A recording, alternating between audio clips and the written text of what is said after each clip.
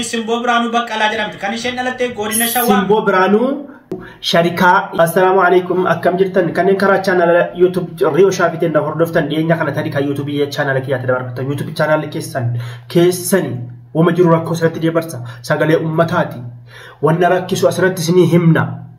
Subscribe like godhaati share godhaa wannoota akkas onni nama laaleessanuu fi wannoota akkas gocha babbadoo ta'an hundaayyuu asirratti isinii dabarsa walakin ammoo namni dhagahun bareedduudhaaf muciyyoo umriin si waggaa 8 dhalattuu Oromiyaa Shawaadha.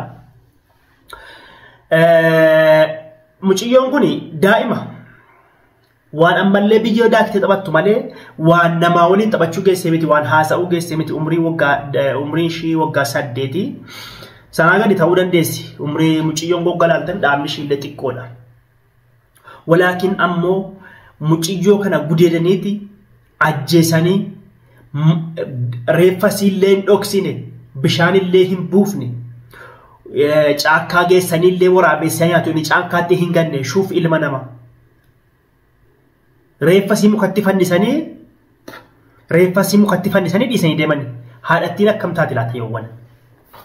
Mee viidiyoo ijoollee daddabarsan tokko irraa isiniif dhageessitanii itti deebi'a. Anis yaada qabutan deebi'a. Itti deebi'uudhaan ammoo waa'ee ijoollee dhiirotaa sammoona kana waa'ee ijoolleen dhiironni baay'inaan Dubaayiitti waamamaa jiran beeksisa godhamaa jiru Dubaayii dhaqaa jiran irratti waa'ee isin himuun qaba. Riisitiin gama keessatti natti argame illee baay'eedha. Kun ammoo rakkoon eessa akka ta'e isinitti hima maal akka ta'e isin beeksisa. Sheer godhaa.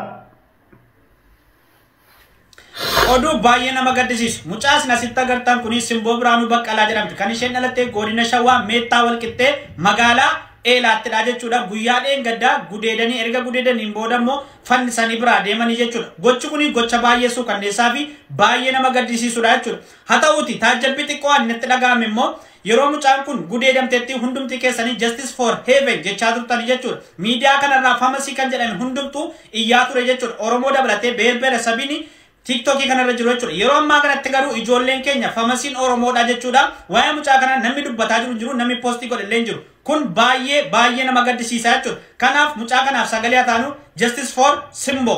Thank you. Asirratti mucaa kana erga ishiin gudeedamtee dhalattuu Oromooti. Gaafa muciyyoo warra Gondor sanaa nuuma hundaatu ajandaa ta'aa ture. Ajandaa ta'ee baay'ee boohamee baay'ee irratti illee wanni adda addaa wanni hin godhamin hin jiru. Walakin ammoo xumura irratti namichi sun mana murtiitti erga dhiyaate ishiin mana fudhattee Finfinnee keessaa haaluma kanaan qabbanaa'e. Obboleewwan Simbo Biraanuu Shawaadha. Akkuma ammoo mucaan isinii hime ijoollee Shawaati. Erga gudeedanii erga gocha kana irratti dalaganii ajjeesanii ka'anii hin dhiifnee mukatti fannisanii du'aa ishee achitti dhiisanii deemanii maatiin erga ollaa ta'ee maal ta'ee hin beeku sanas illee duukaa bu'ee hin qoranne erga dhaqanii du'aa asii fudhanii achi ajandaa taate callisameetuma dhiifame haga warra ajandaa wanti godhamee jiru callisameetuma dhiifame. Itoophiyaa keessatti kan naan galle yeroo hedduu daa'ima xixiqqoo akkana namni ilmoo qabu namni umurii isaa guddaa nama daa'ima qabu. Shuf nama ofii daa'ima qabu barsiifataaru yeroo hedduu daa'imatti wanta akkana adalaga wanni kuni wallahi awwamaa takkanaa galuu dide miikuu miti irratti naa barreessaa itti bareeddemoo beekaa qalbii namaa cabsuuf immoo ajjeeseen dhiisuu ishee qalbii namaa cabsuute beekaa qalbii namaa cabsuuf immoo diina qaraa dhufe immoo wanna isaanaa galuu dide wanna isaanaa galuu dide shuf isheen daa'ima wanna takka bu'aa fi illee buuftuu fi inni eeruma ga'e inni fuudhamuudhaaf qophii qabu dhiisanii bari Itoophiyaatti ko badii dalaguudha ta'ee nama badii dalagu nabdu shuuf karaa jahannamaatti waan ta'e naan nabdu. Ani yeroo hedduu deddeebi'uu daa'imuma kanan argaan daa'imuma qofa Itoophiyaa keessatti daa'imuma qofa gudeedamte daa'ima umurii isaa daa'ima kana qofa namichi gudeede immoo garuu fayyaadha.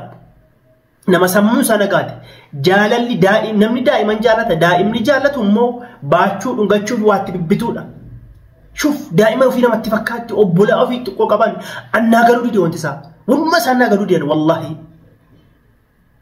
subhanallah subhanallah kanafi daa'ima kana sagalee hataanu hagadan da'ametti haqqiinsi hagadan da'ametti gumaansi akka bahuuf namni akkas godhe kun akka seera jala ooluuf kana sana wanni dubbatamu hin jiru hagadan da'ametti akka barbaadamu yoo dhiifames ammoo waaqumatti kennanii dhiisuudha wanni godhanu hin jiru iyyaa oollu sunni godhanu hin jiru kanaaf hagadan da'ametti haa iyyuu Sinichu barbaada kun kana inni ittaanummoo waa hin ijoollee dhiiraa keessatti baatti kana keessa baay'ee waa hin ijoollee dhiiraa du baay'ee deemaa jirtanu dhiifama hello booda dawwaluu dandeessanu viidiyoo waraabaara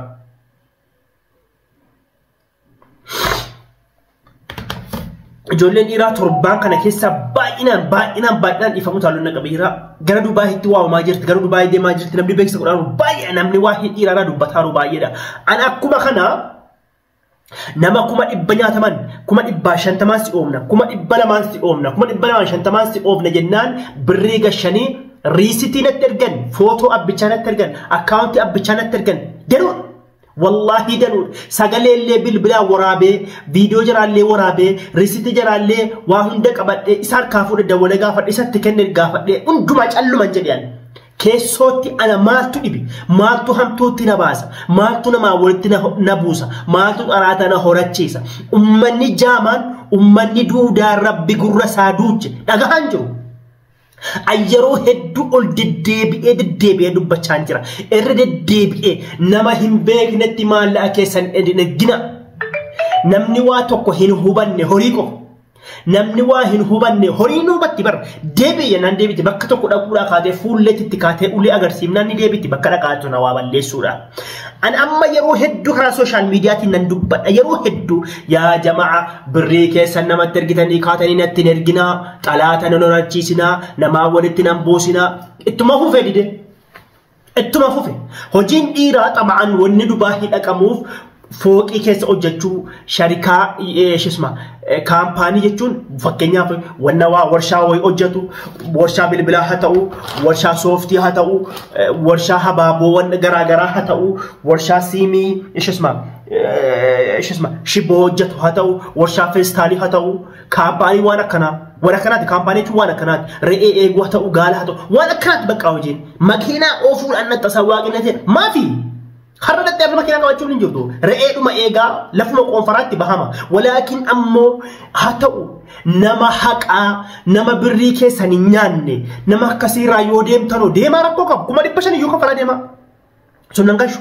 كما دي بلا ما يوكا فلا ديما كما مليون يوكا فلا ديما سننغاشوان ولكن أمو جزيك فلتانو Yookiin natti illee himtanii yookiin nama biraatti illee himtanii akkanatti birrii kaffalaan jira abaluu kun dhugaa dubbataa yookiin immoo naa gaafadhullee osoo jedhame gaariidha. Ana booda maalatti godhanii hin erganii hin dubbatanii hin fixanii booda lakkoofsa koo barbaadanii dhufaniiti waastaappiin natti ergan shaara wallaahi nam tokkoon dubbadhu kana booda isin nyaachuu miti mana keessan diigaa guboo barbaade dhufee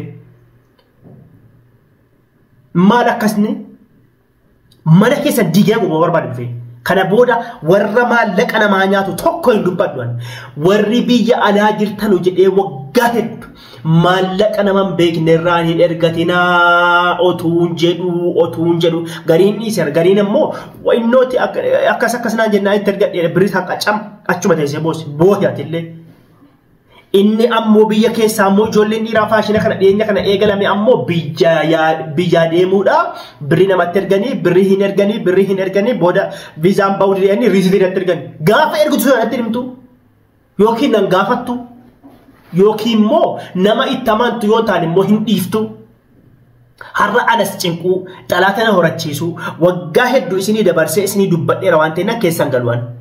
Keessan galu nama dhufee na gaafate ammoo nama beekutti yoo birrii jabeenya ta'u rakkasa ta'u abaluu kana nam beeka isarraan deemuun si ta'a maallaqni isaa hammana yoo jedhe immoo wallaahi birrii isaa tokko nyaatamu haa dhaqu birrii isaan nyaatame nan eega walaakin ammoo calli jettanii birrii ofii akka amma riisitii asirra jiru kun waan qalbii miti isa itti ergamellee dabalee gaafadhee isa ergamellee dabalee gaafadhee walaakin ammoo maafi faayidaa xalaata lamaan waa fuulduraadhaan een keessaa gadaaraan ergan dhugaa adda baafadhe Kotu di bahan teman dia, kotu di bala man dia, akka jame jedhame haw qorichi keessan kana an kana booda nam tokko raan dubbadhu indeewwan warra hattuun deeggara kana booda hattuun deeggara maaliif dhiisuun hin danqaasin hin ergina namarraa liqeeffattanii birrii nama hin beekne irratti hin gashina yookiin nama hundee isaa maatii abbaa isaa haadha isaa beektan yookiin immoo nama qabachuu dandeessanuun alatti hin erginaa. Kana booda ammoo an karaa TikTok karaa social media hundaanuu ammoo keessan galu annatti hin erginaa risitii achumatti wal nyaadhaa achumatti wal hambisaa galatoomaa ulfaadhaa.